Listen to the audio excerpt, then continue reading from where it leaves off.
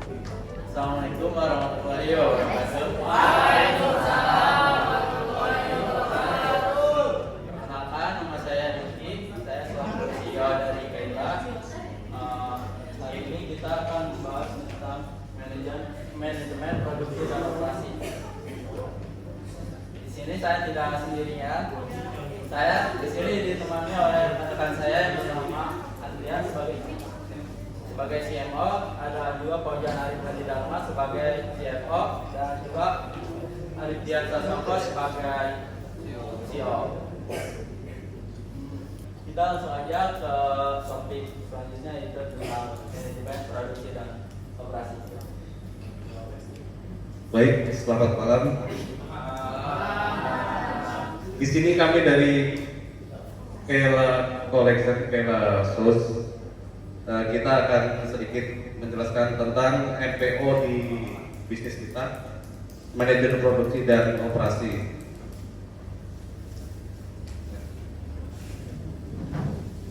Baik, untuk tujuan dari MPO ini, pertama kita untuk meningkatkan produktivitas ya teman-teman ya.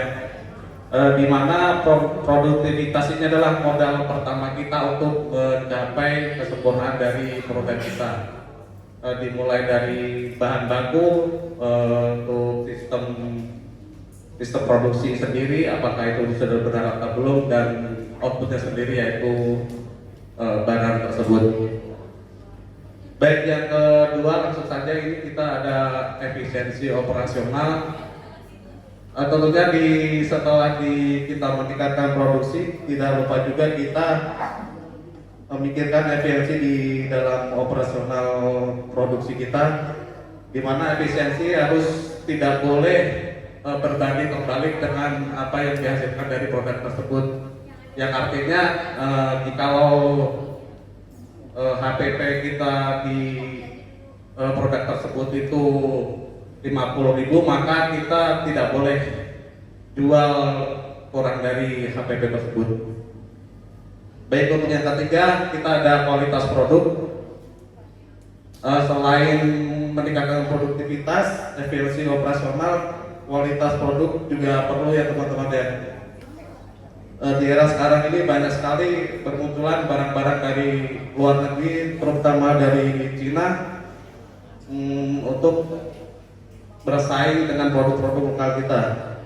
Maka kita harus mengembangkan kualitas produk kita, di mana dengan budget seminimal mungkin kita dapat menghasilkan produk yang sebaik mungkin. Baik, untuk yang keempat adalah pengaturan waktu dan tempat. Untuk pengaturan waktu dan tempat ini kita berkaitan dengan proses produksi ya teman-teman ya. Untuk waktunya sebisa mungkin pekerja untuk melakukan proses produksi sepatu ini tidak terlalu lama. Bisa ditargetkan sehari misal bisa 100 pasang sepatu atau 150 pasang sepatu. Baik, untuk yang ketiga pengelolaan sumber daya. Untuk pengelolaan sumber daya ini kita bukan sumber daya alam, yaitu sumber daya manusia, tepatnya lagi di pekerja. Untuk pekerjanya kita tidak boleh sembarangan nyomot orang, kita harus pertimbangkan baik-baik untuk seluruh pekerjanya agar barang yang kita hasilkan itu tidak ada reject atau cacat ya. Oke, baik. Kemudian di kanan kita ada manfaatnya, manfaat dari MPO. Yang pertama ada meningkatkan produktivitas kerja. Meningkatkan produktivitas kerja ini ada hubungannya juga dengan tadi di tujuannya. Yang kedua meningkatkan motivasi karyawan. Mungkin untuk meningkatkan motivasi karyawan ini kita bisa memberikan sedikit reward untuk karyawan-karyawan kita yang bekerjanya baik atau mencapai target. Ya, untuk pengadilan biaya ini kita bisa hubungkan dengan tadi di tujuan, yaitu dengan efisiensi operasional, di mana yang kita bicarakan tadi, kalau misalkan HPP 50.000 kita tidak boleh jual di bawah 50.000. Baik, untuk keempat, kita meningkatkan kualitas produk. Untuk peningkatan kualitas produk kita bisa dengan cara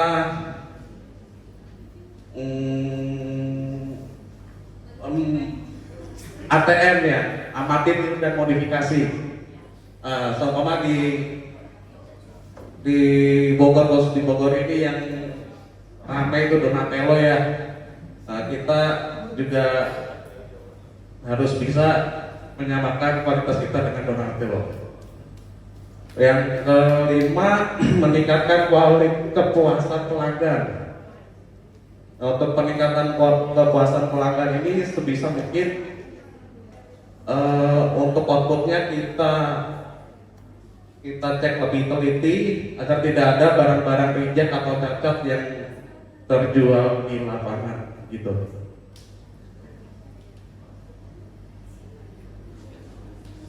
Oke, di kita kebetulan baru ada sepatu untuk wanita. Untuk produksi sepatu wanita ini dijual ke jaringan B2B dan B2C ya. Untuk industrinya, proses sepatu wanita dari bahan baku menjadi sepatu yang siap jual untuk konsumen, memiliki berbagai jenis sepatu dan sandal wanita seperti sepatu pantofel, sepatu plexus, sandal high heels, dan sandal triple.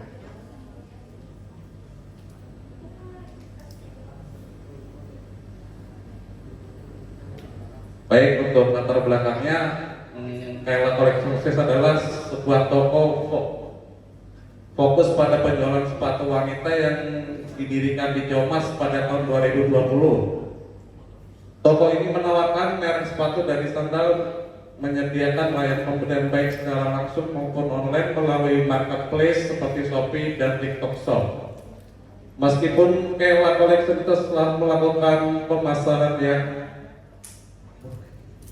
menghadapi tantangan dalam investasi penjualan dan membutuhkan sistem informasi untuk memperlancar transaksi dan promosi produk. Ini kurang lebih job desk-nya ya. CEO, CFO, CFO, COO.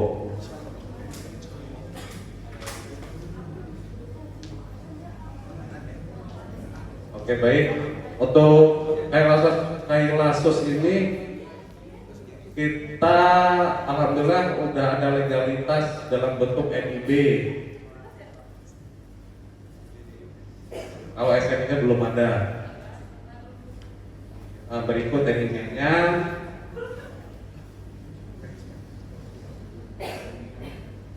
Berikut BPM-nya. Yes. Kurang lebih sama. Nah, udah, terima kasih. Baik, silakan kalau ada yang mau bertanya. Assalamualaikum warahmatullahi wabarakatuh. Saya Denis Mamat dari DE dari bisnis Sanesa. Saya mau tanya dong perihal tadi yang dijelaskan ya. Saya posisikan seandainya saya milik modal. Bagaimana prospek Anda untuk bisa meyakinkan saya si sepatu Kaila ini bisa punya prospek yang bagus ke depan? Mengingat tadi yang disampaikan itu katanya persaingan begitu berat dan ya seperti Cina itu kan punya produk-produk sepatu bagus dengan harga yang bisa terjangkau. Nah, bagaimana caranya dari produk Anda bisa langkah yang dilakukan untuk bisa menyaingi hal tersebut? Sedangkan tadi Anda sebutkan di awal bagaimana caranya menekan biaya produksi tapi bisa menghasilkan sepatu terbaik. Sedangkan untuk bahan yang berkualitas itu sudah pasti memerlukan modal yang besar. Jadi bagaimana cara Anda untuk menyikapi hal seperti ini gitu? Terima kasih. Agar produk Kailasus ini bisa bersaing di pasaran. Ya. Untuk kita bersaing di pasaran itu tentunya dari segi kualitasnya. Kualitas kita harus lebih bagus dari pesaing-pesaing kita, terutama untuk pembelian konsumen itu biar feedbacknya ke kita itu lebih bagus. Gimana caranya? yaitu dengan cara kita menekankan kualitas yang lebih bagus lagi dan juga untuk itu model-model sepatunya itu harus lebih inovasi lagi dan lebih terbaru lagi dan lebih menarik lagi agar calon konsumen itu tertarik dengan produk kita.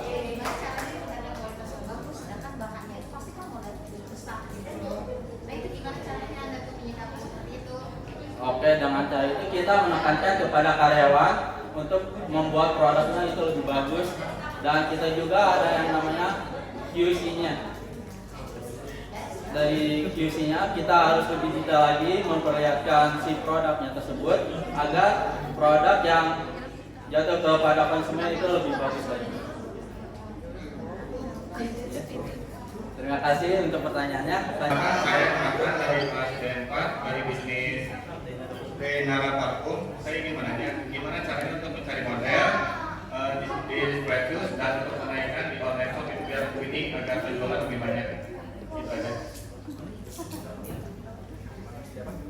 Atau enggak TikTok Shop, dimana kita melihat di situ produk apa aja sih yang lebih unggul atau lebih banyak terjual. Dari situ kita harus mengikuti model tersebut, dan juga ada yang namanya ATM, kita amati, tiru, modifikasi. Habis itu baru kita untuk menguploadnya di produk tersebut, lalu kita membuat sebuah semacam promosi atau membuat video semenarik mungkin agar calon customer kita itu tertarik dengan produk kita. Gimana? Juga kita harus bekerja sama dengan namanya influencer semacam seperti itu, dan juga melakukan iklan di suatu platform. Terima kasih. Cukup sekian dari bisnis kita. Wabillahi taufiq wal hidayah. Assalamualaikum warahmatullahi wabarakatuh.